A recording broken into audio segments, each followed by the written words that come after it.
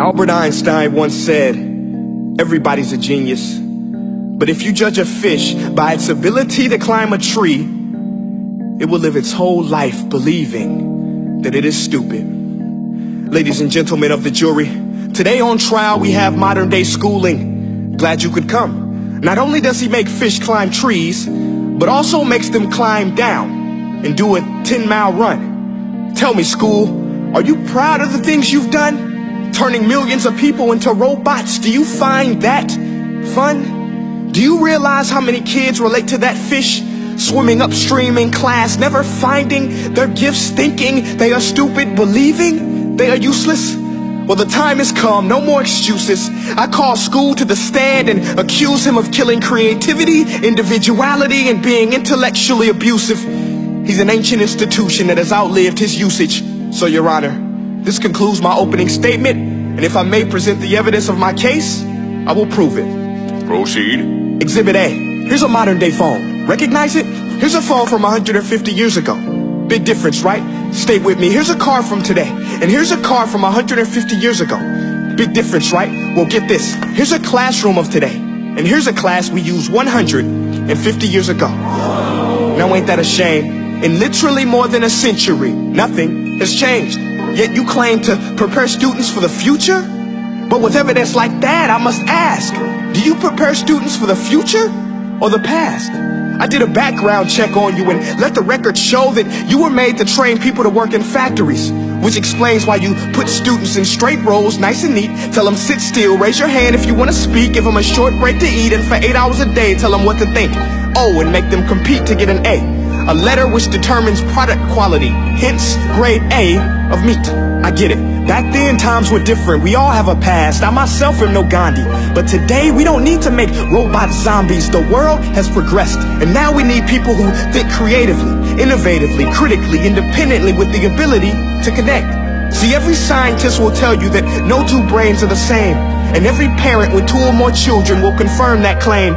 So please explain why you treat students like cookie cutter frames or snapback hats, giving them this one-size-fits-all crap. Watch your language. Sorry, Your Honor, but if a doctor prescribed the exact same medicine to all of his patients, the results will be tragic. So many people will get sick, yet when it comes to school, this is exactly what happens. This educational malpractice, where one teacher stands in front of 20 kids, each one having different strengths, different needs, different gifts, different dreams, and you teach the same thing the same way? That's horrific. Ladies and gentlemen, the defendant should not be acquitted. This may be one of the worst criminal offenses ever to be committed. And let's mention the way you treat your employees. Objection. Overruled. I want to hear this. It's a shame. I mean, teachers have the most important job on the planet, yet they're underpaid? No wonder so many students are short-changed. Let's be honest, teachers should earn just as much as doctors, because a doctor can do heart surgery and save the life of a kid, but a great teacher can reach the heart of that kid and allow him to truly live. See, teachers are heroes that often get blamed, but they're not the problem. They work in a system without many options or rights. Curriculums are created by policymakers, most of which have never taught a day in their life. Just obsessed with standardized tests. They think bubbling in a multiple choice question will determine success. That's outlandish. In fact, these tests are too cruel to be used and should be abandoned, but don't take my word for it. Take Frederick J. Kelly, the man who invented standardized testing, who said, and I quote, "These tests are too cruel to be used and should be abandoned." Ladies and gentlemen of the jury, if we continue down this road, the results will be lethal. I don't have much faith in school, but I do have faith in people. And if we can customize healthcare, cars, and Facebook pages, then it is our duty to do the same for education, to upgrade and change and do away with school spirit, because that's useless. Unless we're working to bring the spirit out of each and every student, that should be our task. No more Common Core. Instead, let's reach the core of every heart in every class. Sure, math is important, but no more than art or dance. Let's give every gift an equal chance. I know this sounds like a dream, but countries like Finland are doing impressive things. They have shorter school days.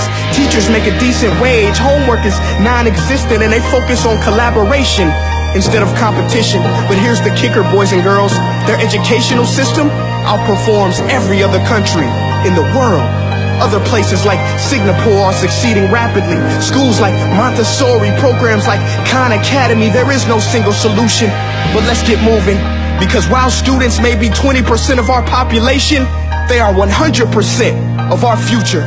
So let's attend to their dreams, and there's no telling what we can achieve. This is a world in which I believe, a world where fish are no longer forced to climb trees. I'll rest my case.